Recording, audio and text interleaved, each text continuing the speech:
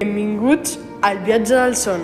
Avui, en Dormilega, descobrirà què passa al seu cos quan se'n va a dormir. Tinc molta son, però sempre em passa el mateix. M'adormo i sento que caic. Això passa quan el teu cos es relaxa molt ràpid. Els músculs s'apaguen, però el cervell pensa que estàs perdent l'equilibri. I per això et despertes de cop. És com un sistema de seguretat del cervell. O sigui, el meu cervell pensa que em cauré. Exacte, prefereix despertar-te, per si de cas. Ara entrem a la fase 2. Dorm lleuger, respira lentament i ja costa despertar-te. Em sento supertranquil. Després arriba el son profund. Aquí el teu cos repara, descansa i recupera energia.